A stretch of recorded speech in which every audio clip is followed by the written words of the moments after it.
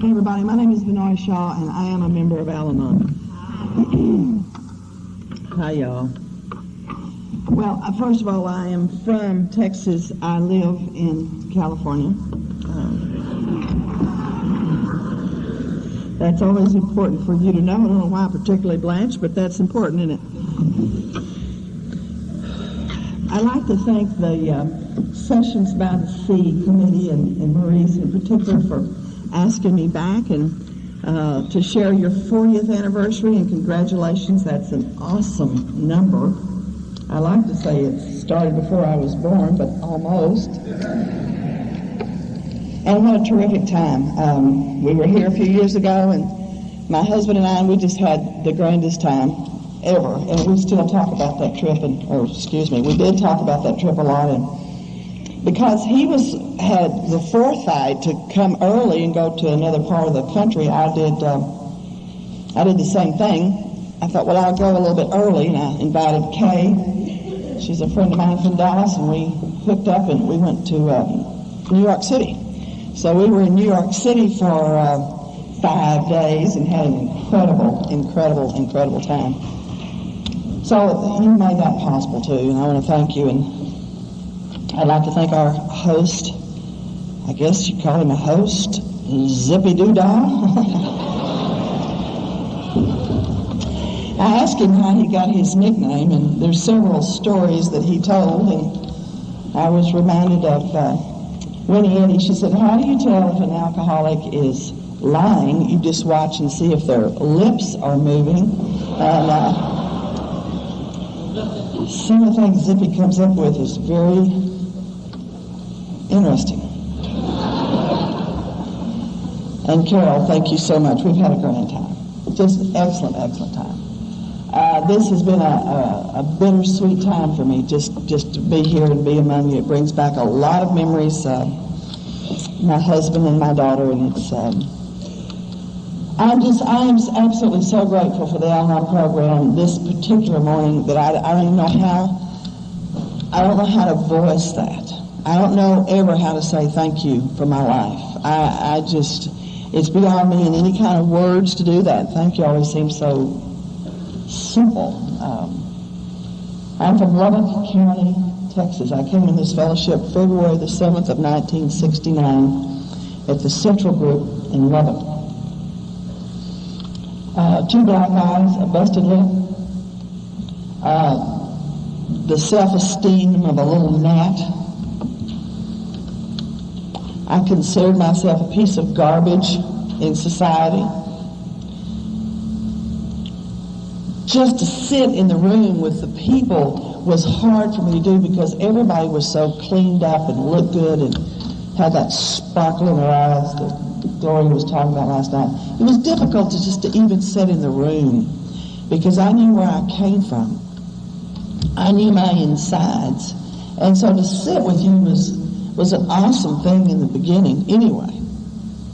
And to come from where I came that first day in this fellowship to this past week is just, it's something you read in one of the books that's on the bookshelves that I buy to read on the airplane so I won't think about I'm 30,000 feet in the air, with nothing holding me up. It's like a storybook. It's like a fairy tale.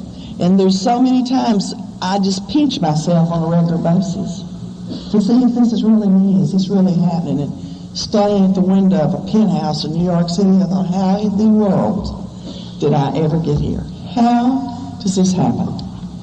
I came from some lovely parents. They were Texas people. My mom was. My dad was part Indian from Oklahoma. And my mom and he married back in the Depression, and it was hard for them. They had myself, and I had 3 brothers, and they struggled most of their life. And my dad finally got a furniture store, used furniture store, was doing pretty good, and my oldest brother broke his neck, and that took everything that they had to keep my brother alive. And my brother had just really been dead ever since, just in and out of hospitals, and that's been 60-something years ago. And it's just been a sad thing for my brother. My parents went broke. The church was feeding us and helping us for a long, long time. I got so many misconceptions of the church because of that. We were the charity of the church. And I have discovered when you're the giver, you have some sort of power, you think, if you're the giver. If you're the taker in those situations, you feel less than, or at least I did. My home was full of hospital smells, of smells of body secretions. My brother had to lay on a bed all the time. There wasn't striker frames and things like they have today to rotate somebody who was totally paralyzed, which he was. So he laid in one position most of the time, and his flesh started literally rotting. They call it decubitus. They would put medication over this rotting flesh. And this, when you walked in my house, where there was no air conditioning, and you smelled the smells that you smelled, and you felt the way that I felt, you went in and you got everything done that you had to do, and you got out, and you hit the streets, and you stayed out in the streets all the time. No matter what I had to encounter out in the streets was so much better than it was at home. My folks were busy all the time trying to take care of my brother. As many of us, and if you wind up in this room, have basically the same things happen to us. There was no love given to me that I can remember other than I was fed and I was taken care of. I was never hugged. I never was kissed. I never was rocked. I never was put to bed. My mother never sat down and said, tell me what's going on in your life.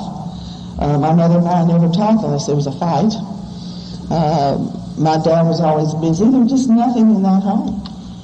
It took me many years to find out it was not because they didn't care. It wasn't that they just wouldn't do it. It's just that they couldn't. They didn't know how, number one, and there was too much pressure there. So I landed out in the streets, and I met friends that I felt comfortable with, and one of them introduced me to a West Texas honky-tonk. And let me tell you, to this day, I don't think there's much better place than you can hit than a West Texas honky-tonk. I still think they're the grandest place in the world. You walk in there and you get smells. You can tell I like smells because where do I belong? And there was sawdust and there was old dried sweat in there and whiskey and beer and a lot of cheap wine that had been used and reused all over the place and the stale urine and days of old smoke locked up in there. And you walk in and God, it was like magic. You remember those old ball lights, about 3 or 4 of them busted out, and it just, goes around and it just sparkles, and the band is real loud, and there is a smorgasbord of alcoholics in there. It is a smorgasbord. I didn't know that's what I was looking for, but boy, I sure got excited. My little heart started pattering. It was like I have come. This is home. I fit right here, and it was marvelous. I could tell what to do real quick. All the hymns are lined up here on the wall. They're at the bar. Most of the real exciting ones were at the bar. Some of them were sitting at tables. And all the hers were over here. And you kept your distance until certain things happened. Number one, the hymns had to drink enough to start wandering over to the hers, to start asking to dance, and then you got on the dance floor. And I learned real quick what kind of dancing they did. There's a certain dance you do at the beginning of the night, there's a certain dance you do at the middle of the night, and there's the last dance. And the hers look at the hymns and make a selection early on. My good friend Jim Williams in Fort Worth, he used to say this all the time. He said, if you lined 10 pretty girls up against the wall, he would pick the sickest one every time. I said, Jim, you never have figured it out. The sickest one takes one step forward.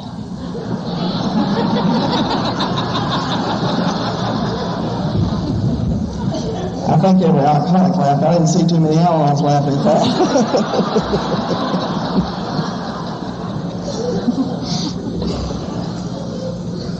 So it's closing time.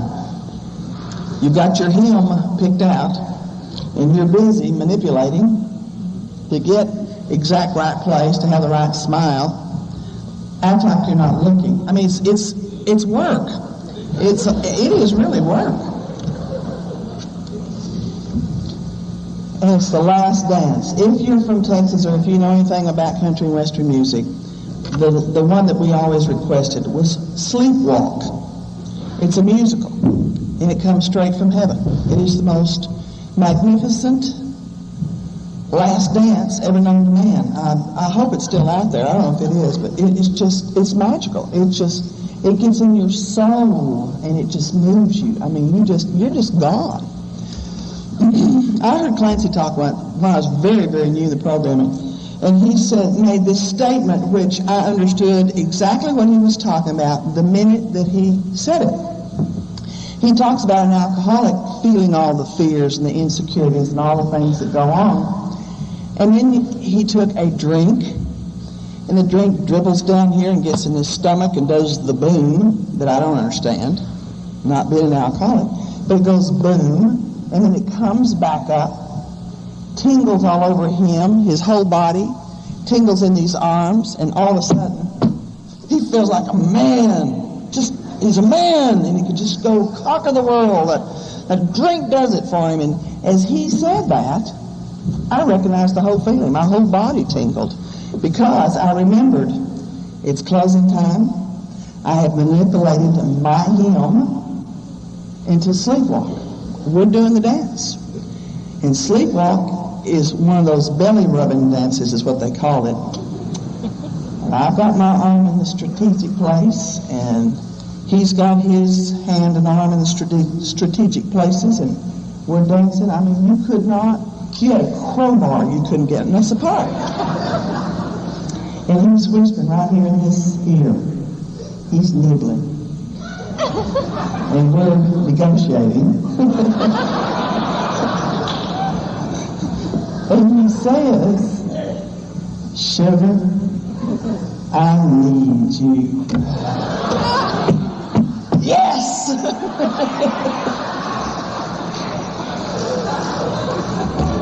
I guarantee you I can help that boy. I do.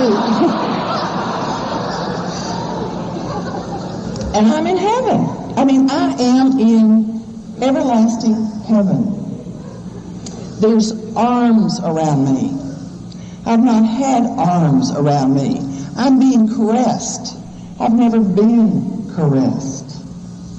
He tells me he loves me before, during, and after. And I believe it. It's marvelous. I hear the words. I feel the feelings I have never felt before in my life. And it's just incredible. It's the most awesome feeling in the world. And I think this is it. This is what is going to fix me. Now, here what kicks in, what I learned from going to open AA meetings, which I have a committed open AA meeting every week. It's at the Pacific Group. I'm there every Wednesday night. I've had an open AA meeting ever since I've come into the program, and that's 28 years, a little bit more. I sit in those meetings and I hear what they're talking about, and I started relating to what was going on in my life and see how I fit with an alcoholic. I fit with an alcoholic. I'm not a victim. I'm not abused. I'm not any of those things. An alcoholic didn't come into my life and ruin me. I seek out alcoholics. The reason I do is because I hear alcoholics talk about the isms of alcoholism. And I and some of the people that are my sponsorship line above me talk about the isms of Al-Anon isms. And they fit. They just fit. Example, he says he needs me. Well, if you need me, I mean, I'm needed. Do you hear that? Someone needs me. I'm a piece of nothing, and this man needs me. Well, my shoulders go back and my head goes up, and I need it. And that fills me up. Now, I have manipulated myself to this him because I have seen him and he is going to make me okay. He will fix me. So my manipulation has got me to the words that I need to hear to fix my empty tummy. And we fit. And we go do the thing that he and she do when you don't know anything else.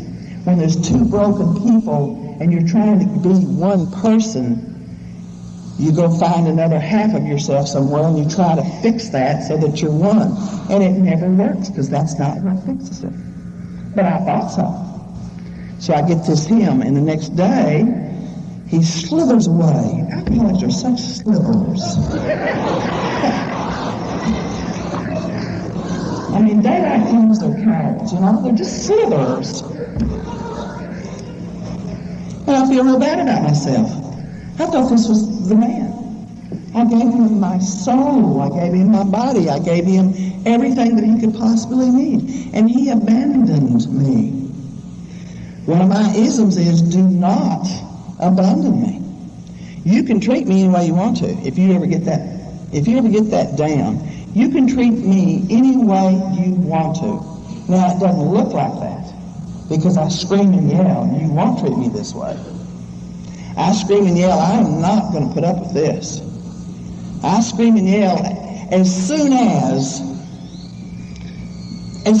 I get some money saved, I'm leaving him. As soon as I get the car, I'm leaving. As soon as, so that it will look like to society that I'm going to leave, that I'm not going to put up with this. But the truth is, I'll put up with anything. Don't abandon me. I can't stand to be abandoned. Because if you abandon me, that means I am absolutely nothing. Just nothing. Don't do that to me. Therefore, I put up with and allowed so many things, so many degrading things in my life. And the more I allow the degrading things, the more I went after the lower companions. I became the lower companion. Matter of fact, somebody told me that time. It just pissed me off. I was not. But I wound up in a honky-tonk called the Bloody Bucket. And after I thought that for a while, I thought maybe I was. When I got ready to go out, you go out. It's supposed to be go out dancing, but pretty soon you just leave the, are you going out tonight? Yeah. Are you going out? Yeah. Well, that means we're out hunting him. That's exactly the words that means. We spend days and hours getting ready to go out.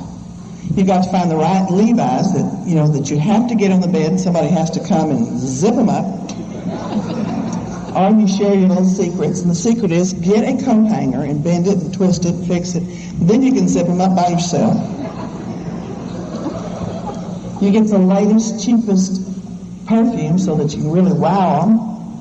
And the makeup, you've got to really learn how to do the makeup because the lights at night are really bad.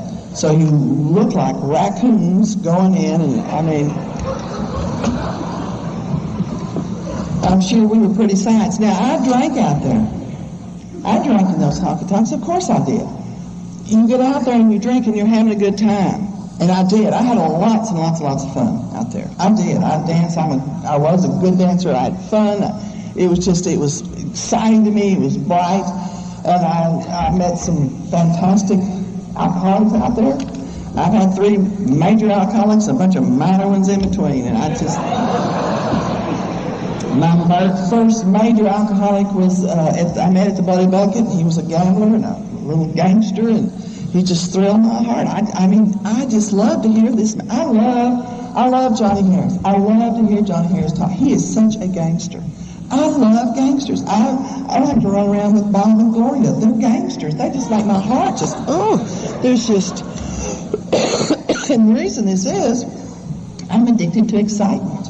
Somebody that would take that kind of dumb chances, they just throw them out. They're my heroes. This guy was a gangster. He carried pistols. He was a professional gambler. He bootlegged to the worst people in the world, and he just thrilled my soul. He took these exciting adventures. One of my isms is I'm addicted to excitement. That's why I love conventions. I'm hooked on them. Maureen said Friday night or Wednesday night, whatever day is. That's what all we've done is what time is what day is it ever since. Several days ago, Marie said, I think it was you, said he was addicted to conventions when he first got here.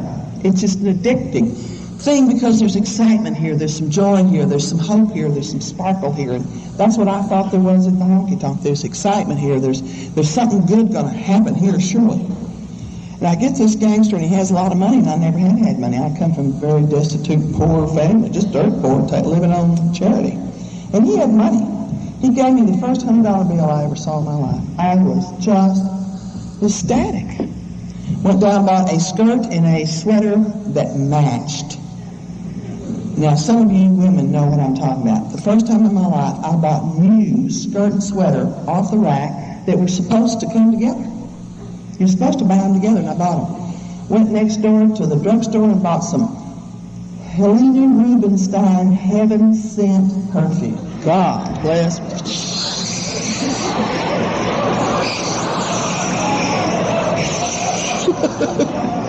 Woo! I cleared 2 city blocks on this. But it was my perfume. It was my clothes. I was so thrilled. I just went back to that honky-tonk, went over and sat down by that man, and I thought, I have arrived. I have arrived. It was just marvelous. I thought everybody thought it held him in great respect. They stayed away from him because he was crazier than hell. This man was crazy. I found myself pregnant by him. He moved me in to take care of me. Back in those days, there was a shame. It was a complete, total shame to do that to yourself, and especially to your family. You just didn't do that. You did not have child out of wedlock. You were a virgin until you married, especially if you were a Baptist. You just didn't do that. I brought a lot of shame on my family. They knew the lifestyle I was in, of course, and then when I had this pregnancy, it was really, they were just devastated. When I had this baby girl, this man told me that he could no longer take care of me, and he asked me to leave. He abandoned me. And then another ism kicked in. You don't abandon me. Don't do that. Because something else kicks in, and it's called vengefulness. I did not know I was a vengeful person until just a few years ago, literally. And I started seeing this deep vengefulness. Now, what I considered it was to explain to you, that's what I considered it. You have hurt me. Let me show you how much you have hurt me. And I will do it in various ways, depending on how much you've hurt me and how you hurt me. Just depending on what your punishment was. Because you needed to see that this was behavior that I would not allow. And so when I punished you for this and you figured out this is the punishment, you would never do that again. It seemed really logical to me. Because if somebody does something, you just don't forgive them. I mean, who's going to punish them? How are they going to learn? How are they going to know? So this was what I did. I punished him. That he didn't like, and flogged myself. Got this young man very drunk. He didn't go over to the other side of town. He was smarter than that. But I took the pride and the ego of it. I'm quite sure it was an alcoholic. I took his pride and his ego and manipulated that like an Al-Anon can do to get a result that I needed to get to make me feel better.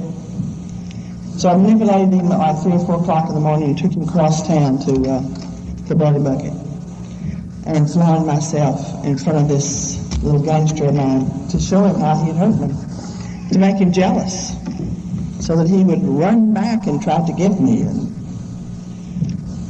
a few days later, he took a shotgun and blew this man's head off. I had no idea he would do that. I had none. I knew he was crazy. He really was a crazy man. This man was a very violent man. I mean, we had fist fights all the time. I had been pistol whipped by this man. He had me carry blackjacks. He nearly knocked me out. Blackjack, he's part of this top of his ears gone. He cut it. He's thrown me out of cars, moving and/or he's chased me. He's tried to run over me. He's had hell in my head. He did all those things, but you see, I didn't think it was like play-like. It never occurred to me this crazy man would do this. And here I had this manipulation, my part in this murder. And I'll tell you, when they came and told me that, it was real early one morning. The sun was just coming up, and when my friend told me what had happened, we were standing in the door, there was something that happened in my chest and my throat. It was a pain that it was very unfamiliar to me. A pain that just cut my breathing off, that my throat I thought was going to explode. It was so heavy, I couldn't tolerate it. And at that instant, it was just like, boom, right now. I quit feeling. I made the decision not to feel. This was too much. And I did what is another ism. It's called stuffing your feelings. I began stuffing my feelings from that day until many years after I got into this program. I felt nothing. I did not feel the pain of that. I did not feel the shame of that. I did not feel joy of anything joyful happening. I did not feel love for my children. I did not feel love for anything or anybody. I was like a robot going through life because I would not feel. Dante wrote the definitions of hell is the absence of all feelings. And I understand what Dante was talking about.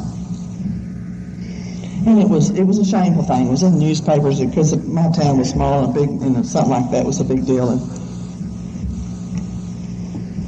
my parents, I will not forget the look on my parents' face. My mother said to me, "Please don't come back over here. We just don't want the neighbors seeing you come in and out. And if anybody asks if you're our daughter, just please say no." She belonged to a Rebecca Lodge. My dad belonged to the Odd Fellows. And this was a Christian little lodge, and she was running for a big seat. I'm not sure what it's called, but a big seat in the way that they have. And they had asked her to step down because of my actions. They have a little white box. They don't do it anymore, but they used to. And they had a little white box, and they put little white marbles in there. And he got one black marble. What they call black balls. And somebody put a black marble in on my mother, and she was explaining later it was because of me. And I really hated that. I regretted the pain that I caused my parents because they were just good, hard-working parents, and they did not deserve that. And I was a big pain for them for many, many, many, many years. They had a sick brother, and then they had me. And it was just, I really regretted that. I decided that what I needed to do was clean up my act.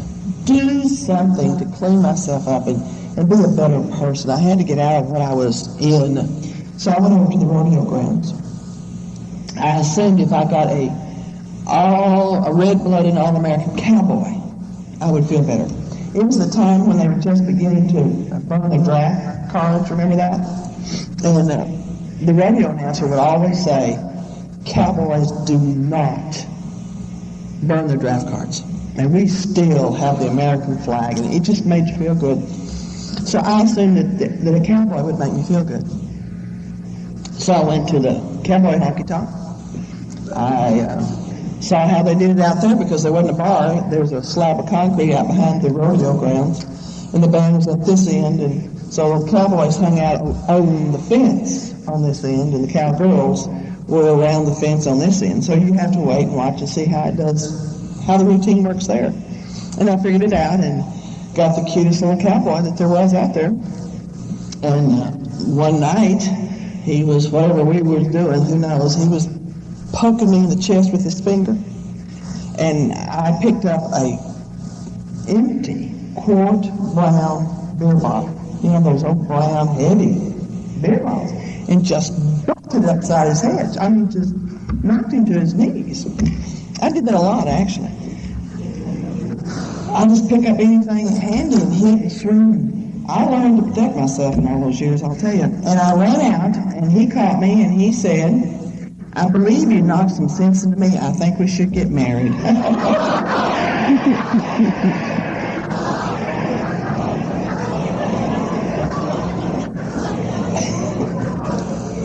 But it worked for me, I'll tell you. Married. Do you hear me? I am going to be married. That's what decent people do. I'll be decent. Now, I don't think anybody ever asked me, do you love him? I don't think it was ever really brought into conversation. It wasn't necessary. I was going to be married. He would mow the yard, and I could bake little cookies and make little curtains, and we'd go to the PTA, and, it would just be, oh, man, I am a good cook. I used to be a good cook. I used to fry everything. I could fry everything.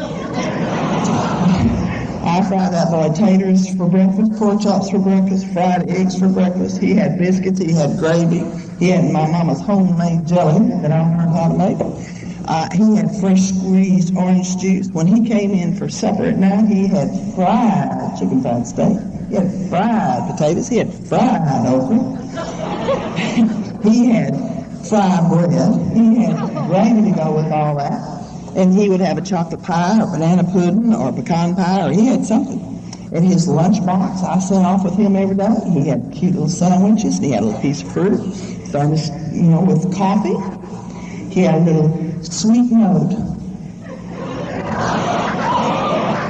wrapped up in wax paper, stuck in between the bologna and the mayonnaise. So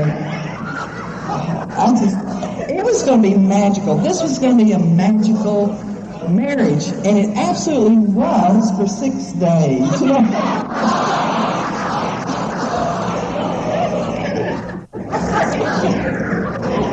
Friday night came, Charlie came by, and he was gone. I took my position and jumped on him when he got home at night. The fist fight started, screaming and yelling. I would not fix him any more lunches. He could fix his own breakfast, and screw you for any supper or pecan pie.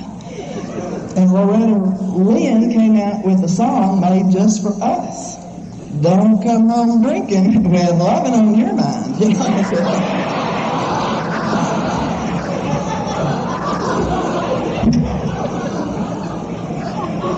And we did that one day at a time for the next several years. The more he stayed out, the more he came in, the more fights we had. I had a little son. I wanted our family to be so perfect. The son came, had 2 children. The 2 children started hiding in the bedroom. If they didn't hide in there, I sent them in there. They had nothing. They had no support from a mother. They had no support from a father. They had absolutely nothing but black alcoholism covering their lives. I ran out and tried to find him until it got so embarrassing I quit going to find him. I had so many black eyes that I just quit going out to see my friends. I didn't go out in the front yard anymore because the neighbors would see me. My last week of my surrender was, I went to the grocery store to buy groceries with some money that I scraped together, because there was no money. Alcoholism, there's no money. I went to the grocery store to scrape together some food for my kids and myself, and my husband, if he ever came in, and standing in the pickle line, looking at all the pickles, thinking, now, is it dill pickles or sour pickles that he doesn't like? Because I guarantee you, if I'd gotten the wrong pickle and put it on the table, it was subject to be a war. I could have pickles sticking in my ear.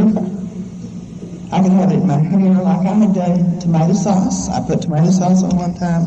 I had tomato sauce in my hair. Had bacon one time. Bacon was all over me. He wrapped around and humiliating things. I had gotten down to, I had no spirit left. My spirit was totally broken. I was like a wounded animal. Just a wounded animal just hiding behind rocks and trees in the forest. That's the way I was. I would just hide from this man. I hid from the world. It was like the game is over. It is up. Everybody knows who and what I am, even this man.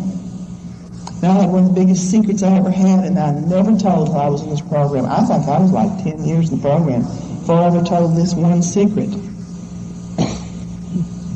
The secret was, I am unlovable. I don't know why. God, I wish I knew why I was unlovable. I would change it. I would do whatever it took. I didn't know what it was. I watched y'all. I did everything all y'all did. Everything. If you wore different shoes, I bought those shoes. If you bought the Happy Hooper, I went and bought the Happy Hooper. I wrapped myself once in saran wrap and put bows at strategic places, and he didn't come home. It was out of drugstore. I did everything because I was unlovable, and I just didn't know why. I didn't know how. I didn't know how to fix it. And I had surrendered that week. I knew I was unlovable. I knew if I picked the wrong pickles, it was going to be hell. I knew if he came in, I could not do it one more time. I just couldn't. I sat there with these black eyes and this busted lip sticking up this nose, black and bruised. We saw a lady the other day with a busted lip, a waitress, and she was telling me where the best bars were to heal in Ocean City. And I looked at her busted lip, and it was just gave me a cold chill just run down my back. I don't have to live that way anymore and act like everything's okay and tell lies that you tell. Alcoholics talk a lot about the looks that they get from other people, sometimes with total disdain. I got those looks. They would say to me, why do you put up with that? Get out. And I'd say, I'm going to as soon as. My kids would cry and beg to get away from this maniac, and I would tell them, as soon as, go to your room, shut the door. My kids were more afraid of me than they were the alcoholic. They could smell the alcoholic. They knew what he was doing. They did not know what I was going to do or when I would or wouldn't, because I am full of rage. You never know when my rage is going to explode. I still have it today. It's one of the hardest things in my life. My sponsor says God just leaves it with me, so I have to really work a hard program. Because my rage can explode today, and I can rip you apart and just be sick over it. But it's there before I know it's there. I call these people and I say, I need some information about how to sober up a man. It's not for me, you understand. One of my friends has a very drunk husband.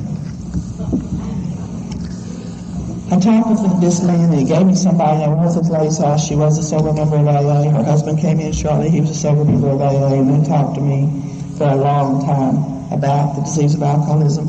They invited me to a meeting that night and took me. I walked in, and it was just incredible, just like many of the meetings that you've been to. I walked in, and, just something happened. I don't remember a thing they said. I don't remember what they said. There was 2 people or 3 people behind a long table, and other people were sitting. My sponsor told me later on, she said, I want you to hear that, because new people can't hear what we're saying, but they can see what we are. So anytime you're to talk, anytime you have to be behind a podium, anytime you're to chair a meeting, you have a dress on, a skirt on, your makeup's on, your hair. You are as best that you can be anytime you're representing the Al-Anon program, because sometimes they can just see us, they can't hear us. And I saw y'all. You were clean, you were decent, your hair was done, your clothes were pressed, you smelled good, there was stuff happening in the room. My first impression of you was when they opened the door, and a gentleman, by the way, I hadn't had the door open for me in my life. He opened the door, stood back for me, walked through, and I just stood there. He said, please. And I looked up, and there was 2 alcoholics at the end of this long room. They were leaning over a cigarette machine. Remember how they used to have cigarettes, and you'd put the money in and pull out, and they were all lit up? They were leaning over that, and they were laughing. Both of them were talking and laughing. It was the first time I'd heard laughter in so long. I was so impressed with it. I just stood there in the dark, just dumbfounded. And he urged me on in. We went in and sat down and listened, and we left. And I knew I would be back. I knew that you had whatever it was that I needed, and I didn't know what it was. Later, I read a book called The Prophet, and it says, say not that God is in your heart, but that you are in the heart of God. And I believe that's what happened to me, because I had no belief in God, nor did I want to. It was just a bad scene for me. I just wanted people. I needed people. So I got into this fellowship. I listened to you. It was just magic to me. It was magic. There was some hope that maybe there's some hope. I got a sponsor. It was not an easy thing for me to do, and it took me several months to do it, because I was afraid if I asked her, she'd say no. I can't stand to be abandoned, so I'm not going to say, will you sponsor me? But somehow or another, God had that happen, and she put me to work immediately. We had the big book of Alcoholics Anonymous. We had the AA's 12 and 12. The One Day at a Time book had been printed it came out just a few months before I hit here. I think it came out in the fall of 68, and I got here in February of 69. And everybody was so excited about the One Day at a Time book. And we were studying that. There was another little piece of literature that's no longer conference-approved literature, and I love that. I still have it. I still read it all the time. And that's what we had. And I was taught from the get-go to read the big book of Alcoholics Anonymous about the description of alcoholism in there. It tells you what the disease is. It's a textbook, she said. And it will tell you, describes the disease of alcoholism.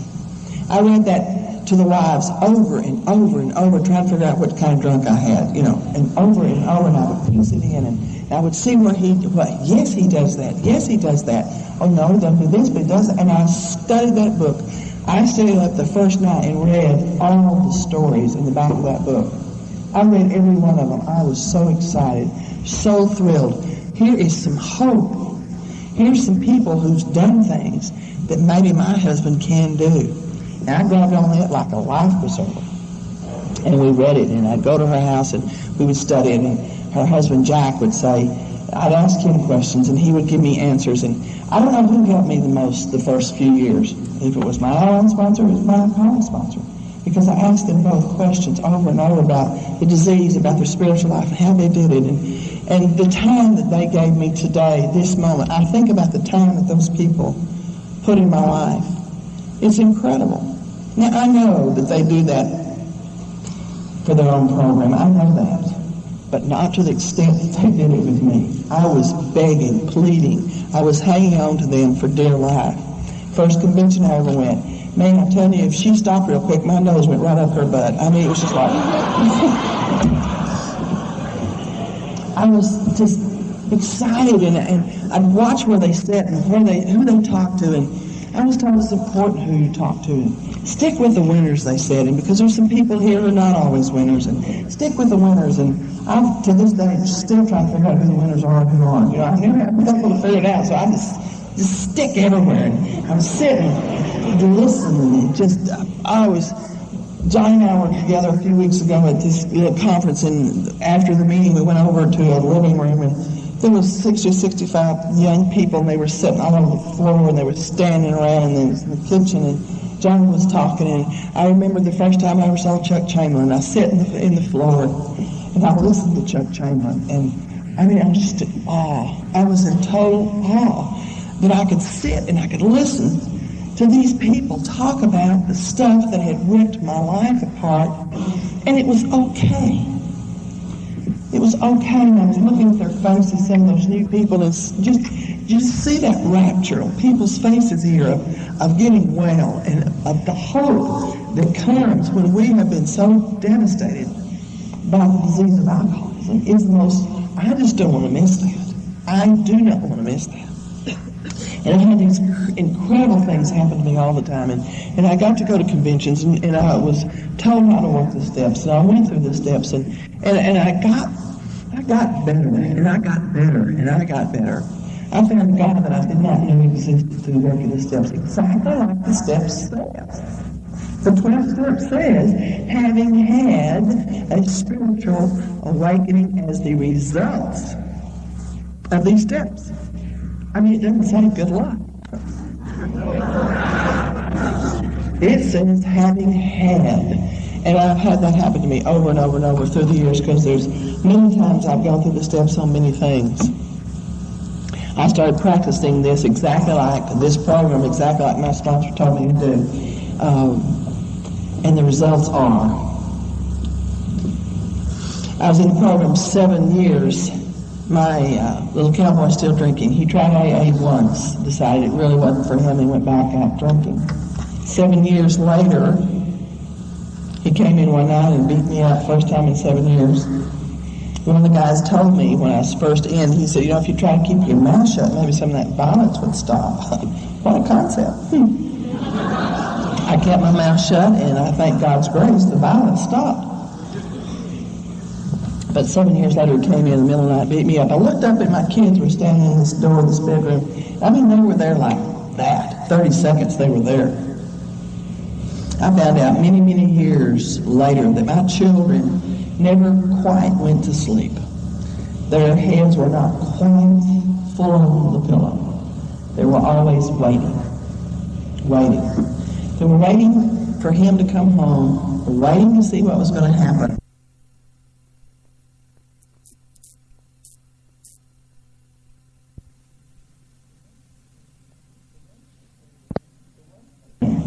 The worst, they said, was when there was silence. That was the worst, because they didn't know when the explosion was going to happen, or if it was going to happen. So they would have to lay there a long time after the stillness happened. Isn't that a terrible way for children to have to live? It's just terrible.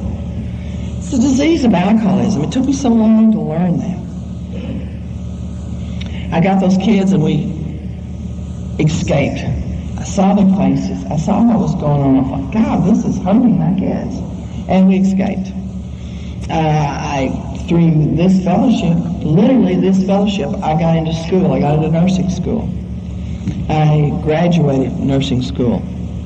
I got through that school with people helping me with a car, people helping me with money, people helping me with clothing. I was on welfare, did not want to be on welfare. I got aid from the state to get on to school. I had aid for my children. It was a terrible thing. I just felt bad about it. I thought, after this long a time in Al-Anon, you're not supposed to have to do those things. But it got me through, and I've been able to pay back in many, many ways since then. I graduated from nursing school, and the night that I did,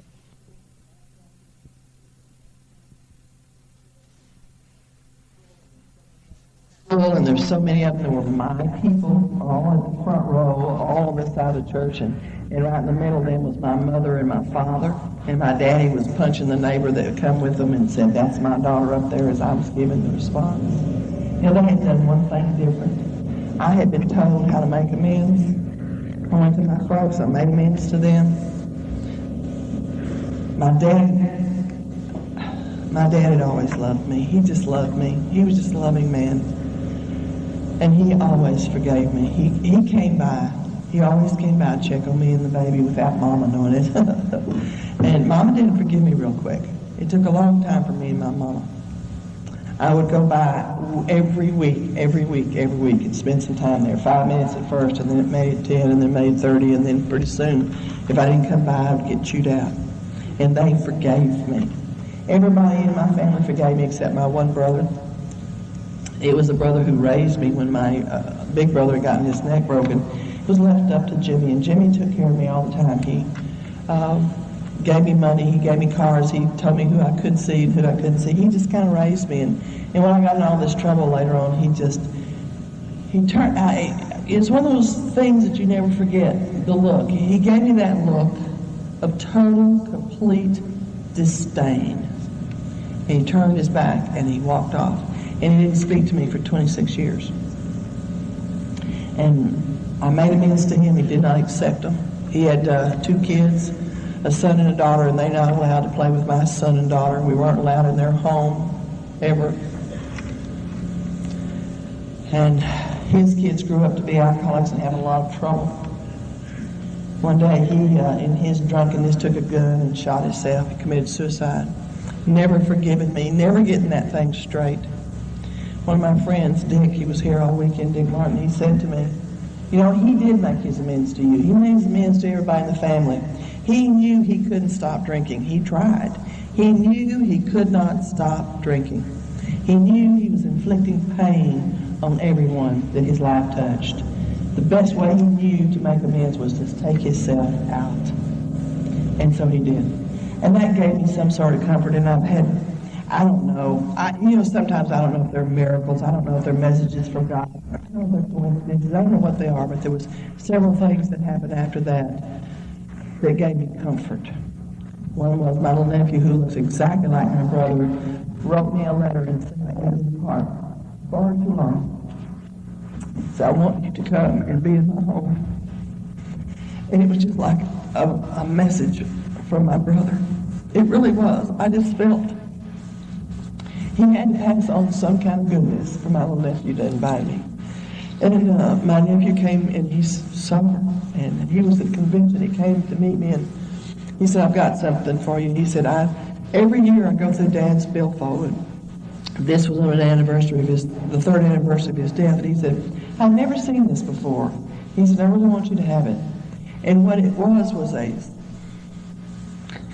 a one-day time bookmark, and it's called Just for Today, and it was folded over St. Francis' prayer, the 11-step prayer, and that's my favorite prayer in the world. It's the one thing that I live by. I have little statues of St. Francis everywhere, and it's my favorite thing. And my brother was carrying it in his hip pocket, and my nephew gave it to me.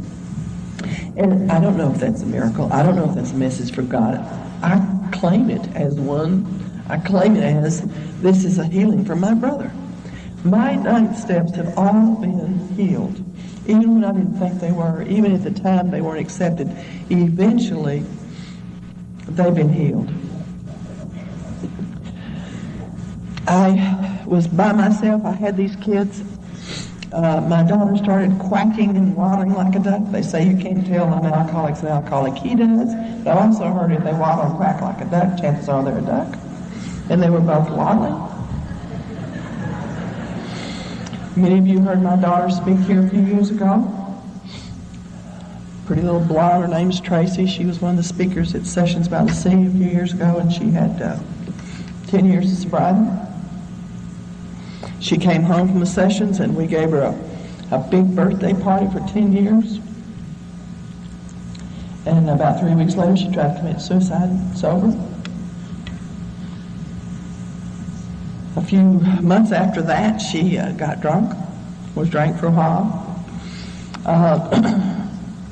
Next weekend, I believe it is, I think it's next weekend, on Friday night, I'll give her a cake for 2 years again. And I'll tell you what, I am so grateful. There was some people who threw my daughter away because she got drunk again. They just threw her away, quit working with her, and there's some people who never did, and who's helped her walk through this. My daughter is an alcoholic. I thought when you were here and you had that much time, you would never get drunk again. Sobriety is sobriety. And it was such a painful thing for me to realize alcoholic is an alcoholic. And to watch that process with her was awful. And every single day of sobriety is such a gift. It is such a magnificent gift that today, the alcoholics that are in my life, I thank God for sobriety every day. And for the joy of just being here. It is such an awesome thing, because alcoholics' natural state is to be drunk and doing harm. And every one of us sitting in this room today, how blessed we are.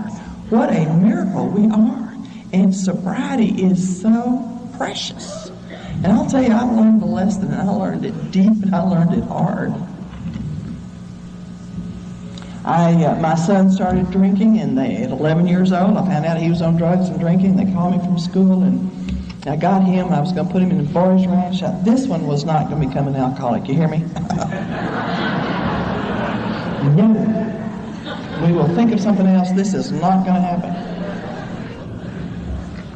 And of course, you cannot stop alcoholism. I don't care what you do. I tried to put him in a boys' ranch, and he's still drinking. Dad found out about it and came and kidnapped him. I didn't know where he was for quite some time, and he finally called and told me he wanted to stay with his dad. And the little ingrates, grabbed him.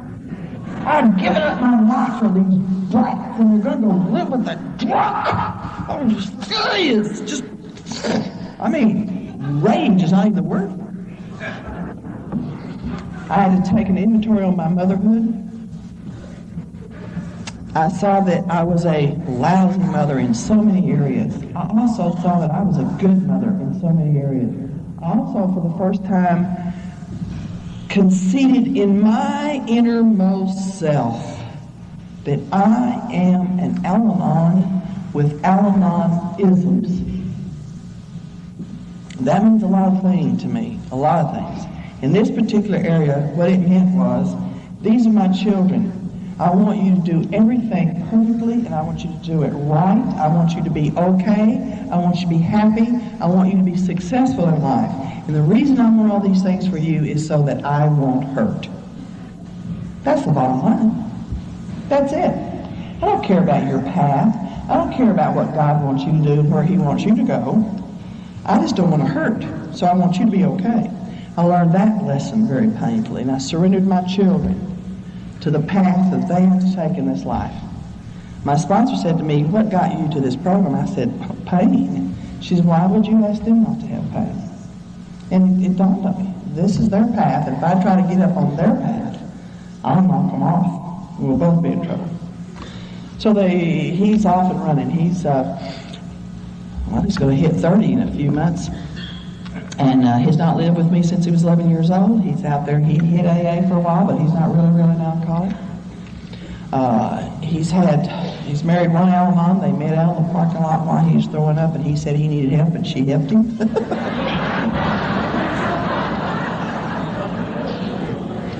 He divorced her, said she's a little bit too boring.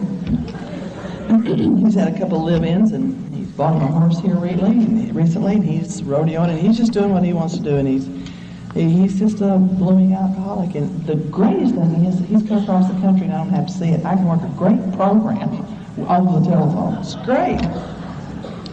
My daughter, I told her she got sober and she had some trouble. She has a little girl that's the light of my life, and she gave up custody of this little girl. The little girl lives with her dad. One of the most painful areas, I don't go there very often. It's just a place I don't visit. It's so painful. I want my grandchildren is probably as bad as anybody I know, and I don't have the privilege of having them in my life very much, and I'm not real tickled about that. Because when they were, the few years that I had my grandbabies in my life, God, I was a good grandma. I was such a lousy mother. I was such a good grandmother. I loved kissing them and holding them. I never would put them down. They begged to get down. I wouldn't let them. I just loved holding them and kissing them and touching them. And I bet there's 1,000 kisses on my granddaughter's head. I just wanted to tell her she was loved. She just needed to be held and touched. And I was just doing real good. And Jim was such a great grandpa. The kids were gone and they were doing their thing, and I met Jim. I was single. I tell you, it's hard being single in this program. It really is. If you're single out there, I know it's hard, because I wanted the same actions that I had when I was out there, and they don't work here. They just don't work here. I tried to walk and live with some dignity. I tried to be a lady. I tried real hard to be a lady, and I was working hard upon becoming a lady, and you can't have those kind of actions in this program. I tried it. It does not work. One of the biggest shames I've ever had is 13th stepping. I divorced this alcoholic cowboy after I was here 7 years, and was out and about and met Jim, and we dated. I was going to move to California where he lived at the time and try to put something together, and he got scared and dumped me, and I was angry at God. I mean, I was 12 years at the program, totally angry at God, and decided I'd just get back at him. You see, I'm vengeful. I didn't know that. They explained to God what he didn't understand. And I 13-stepped a couple of men trying to get sober in AA. They were newcomers, and I will forever forget that. I wish I didn't have to tell you that. If it was up to me, I'd scratch that out from my program. But my sponsor said, perhaps I should. 13th step kills people in our fellowship. It kills them here. It's not because one of those guys left and never came back, as far as I know.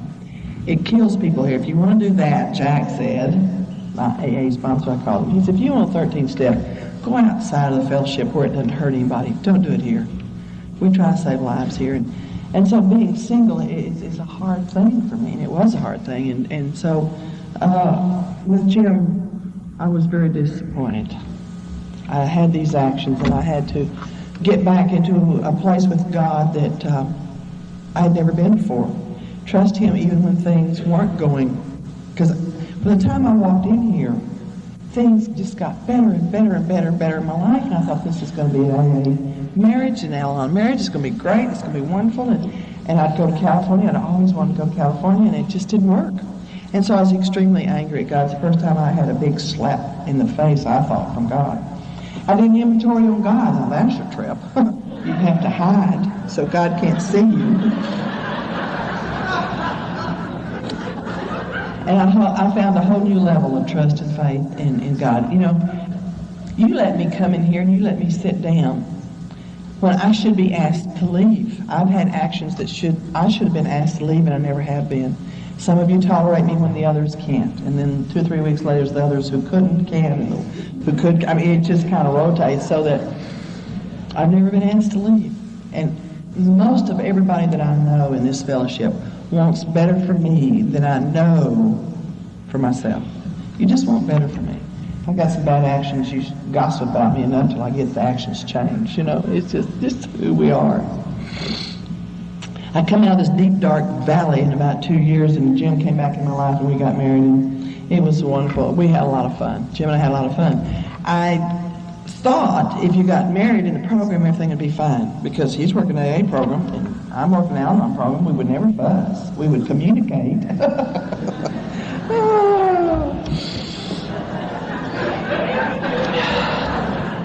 I saw all y'all come in happy, and I saw all y'all leave happy, and I didn't know what went on in the car before or after a meeting with y'all.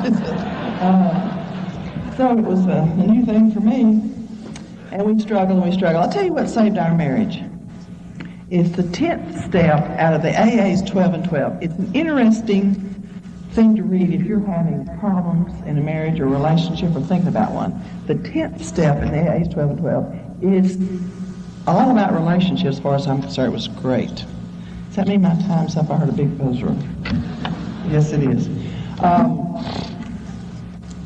We got married. We had a lot of trouble in our marriage, and we struggled. And we were married in Oklahoma. That didn't work, so we moved back out to California. Clancy told him to come back out. That's where he could make a living, and that's where his home group was, and so he did. And we had a lot of fun in California. A lot of things happened there that was just wonderful.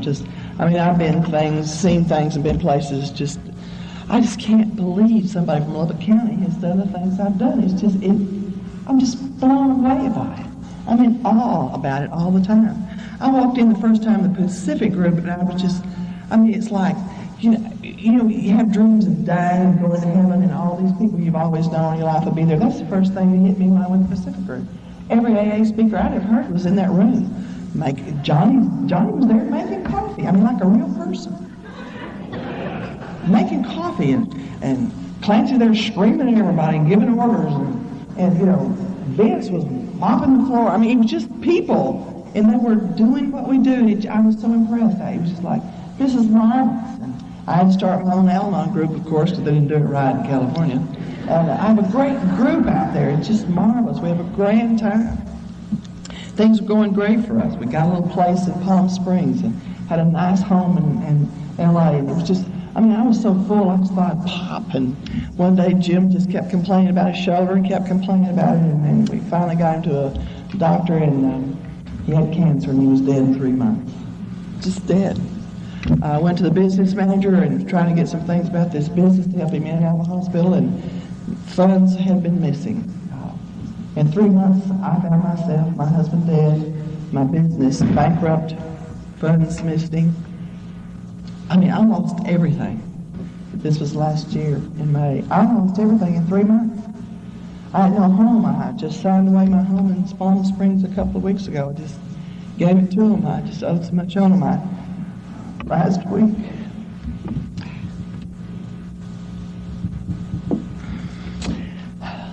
week, I gave all his trucks to a charity, and I saw him take away my husband's plumbing trucks, and it was just so sad to me. He had a lot of pride, and he loved his work. He loved his business, and just to see it all go like that it was painful. When he was dying, y'all came to us. It just fascinates me how when one of us are wounded, people gather up. It just fascinates me. We got calls from all over this country.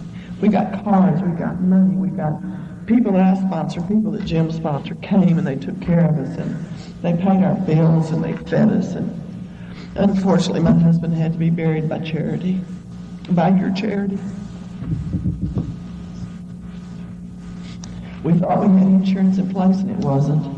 Jim, I guess he thought he was never really going to die. He had 3 policies, and they were all accidental. I thought, did you ever think you was going to die, Buster? Did you ever occur to you that you might die? And We had a lot of fun, too, while he was dying. I mean, it's just, you can't be in AA in Al-Anon and not have fun under any circumstances. I don't care what it is. I was in the living room one night crying, and he came in and he said, "What are you crying for?" And I said, "I just don't want you to die. I'm just going to miss you so much." And he says, "Well, do you want to figure out a way you can go with me?"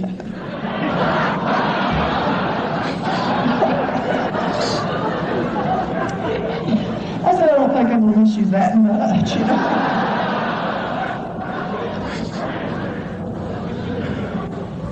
And I'll tell you how much this program was ingrained into my husband dying.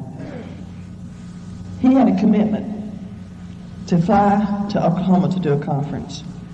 And he was dying. It was like 3 weeks before he died, actually. And he said, his nurse was there, and he was telling her, "I've got to go." And I was saying, "Jim, you just can't. I mean, you're just too sick. We just can't do this." And he sat down, and he just slammed his hand on the table.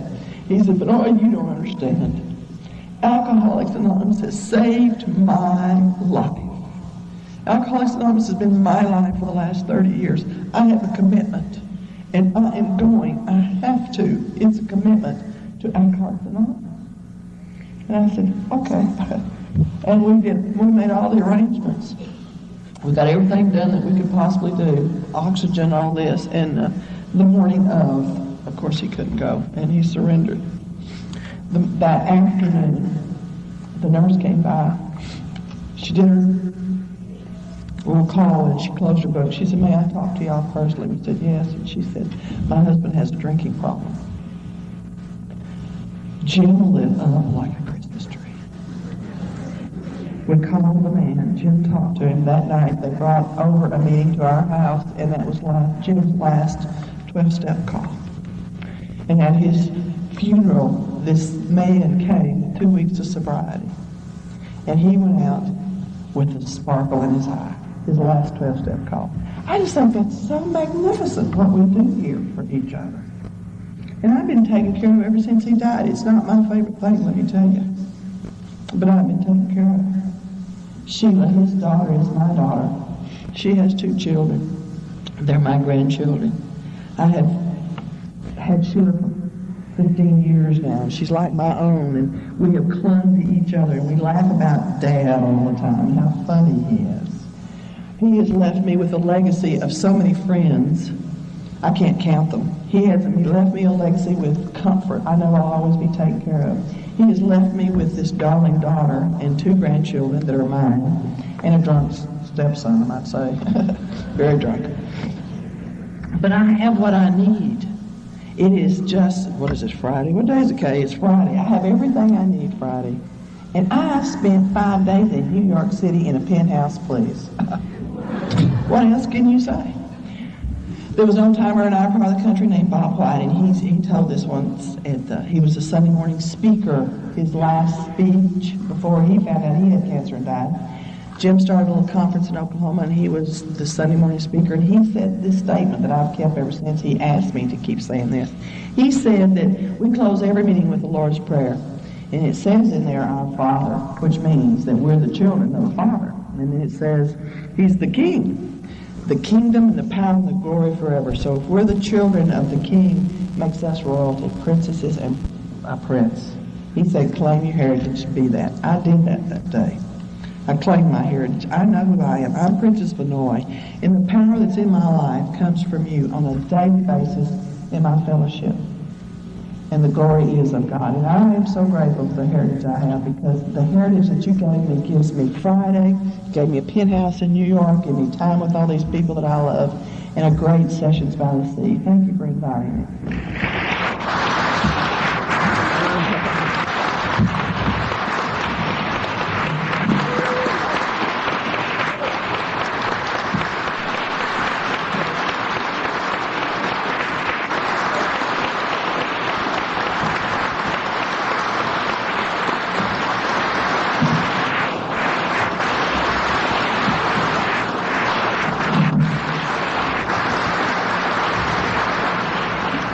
Thank you, Vannay. I really enjoyed your story. I really that. I'd like to thank my readers, and we have a great way of closing. I'd like to close with let it begin with me and a Lord's Prayer, please.